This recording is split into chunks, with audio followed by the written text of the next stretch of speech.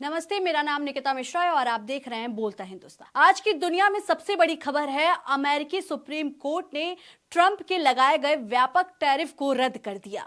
6-3 के फैसले में, जिसमें 5 जज ट्रंप द्वारा ही नियुक्त किए गए थे, कोर्ट ने साफ कहा कि राष्ट्रीय आपातकाल का कानून टैरिफ लगाने का लाइसेंस नहीं है। मतलब सत्ता चाहे जितनी बड़ी हो, संविधान उससे बड़ा है। यह बात सुनने में साधारण लगती है, लेकिन लोकतंत्र में यही सबसे असाधारण होती है। ट्रंप के लिए यह करारा झटका है। उन्होंने जिस कानून को आपातकालीन हथियार बना लिया था, वही कानून कोर्ट ने उनके हाथ से छीन लिया, और इसका असर सिर्फ अमेरिका तक सीमित नहीं था। यह फैसला ग्लोबल अर्थव्यवस्था और ग्लोबल न्याय व्यवस्था के लिए एक प्रतीक बन गया। अब आते हैं भारत पर। वरिष्ठ पत्रकार रविश कुमार सोशल मीडिया पर पोस्ट करते हुए लिखते हैं, लोग अभी ट्रंप के संदर्भ में हर फैसले को देख रहे हैं, लेकिन जल्द ही यह दुनिया भर के टॉप कोर्ट के प्रति लोगों का नजरिया बदल देगा। माना जा रहा था कि सुप्रीम कोर्ट जैसी संस्थाएं मनमाने नेताओं के हिसाब से चलने लगती है। अमेरिका के सुप्रीम कोर्ट ने मनमानी पर रोक लगाकर बार को ऊपर उठा दिया। यानी यह सिर्फ ट्रंप के खिलाफ फैसला नहीं है, यह संस्थागत आत्मसम्मान का प्रदर्शन है। रविश कुमार कहते हैं, यह फैसला राजनीतिक दबावों के आगे झुकती न्याय व्यवस्था की रीढ़ सीधी करने का काम करेगा। संस्थाएं फिर से खड़ी हो सकती हैं। यही बात सबसे डरावनी भी है, क्योंकि यह फैसला उन नेताओं को डराता है जो कोर्ट को पार्टी की शाखा समझने लगते हैं। वरिष्ठ वकील प्रशांत भूषण ने लिखा, यह फैसला ट्रंप के लिए करारा झटका है और हमारे सुप्रीम कोर्ट के लिए सीख। अब सवाल उठता है, क्या भारत के सुप्रीम कोर्ट के लिए भी यह एक नई राह दिखाएगा? अमेरिका में कोर्ट ने यह दिखाया कि भले ही जज राष्ट्रपति द्वारा नियुक्त हो, भले ही सत्ता कितनी ताकतवर हो, लेकिन संविधान सर्वोच्च है। भारत में भी संविधान सर्वोच्च है, कम से कम किताबों में, लेकिन लोकतंत्र का असली टेस्ट किताबों में नहीं, फैसलों में होता है।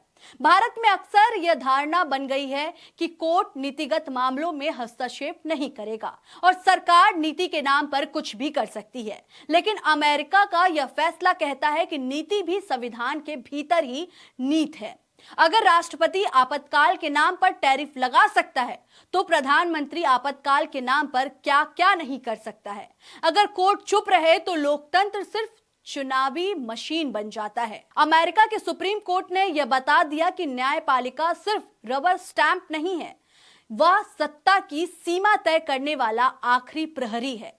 अब कल्पना कीजिए, अगर भारत में कोर्ट इसी तरह सरकार की आर्थिक नीतियों, आपातकालीन फैसलों या संवैधानिक सीमाओं पर कड़ा रुख अपनाए, तो राजनीतिक की भाषा कितनी बदलेगी। आज भारत में कोर्ट पर 2 तरह के आरोप लगते हैं। सरकार समर्थक कहते हैं, कोर्ट एक्टिविस्ट कहते हैं। विपक्ष कहता है कोर्ट चुप है, लेकिन अमेरिका के फैसले ने एक तीसरा मॉडल दिखाया, संवैधानिक साहस। यह साहस सत्ता से टकराने का है, लेकिन राजनीति का हिस्सा बने बिना।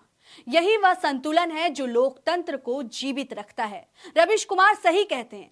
अब किसका उदाहरण देकर कहा जाएगा कि न्याय व्यवस्था में जान नहीं बची है, क्योंकि अमेरिका को अक्सर यह उदाहरण बना दिया गया था कि देखो वहां भी सब खत्म हो गया है। लेकिन अब अमेरिका के सुप्रीम कोर्ट ने दिखा दिया कि सब खत्म नहीं हुआ है और इतनी जल्दी खत्म भी नहीं होगा।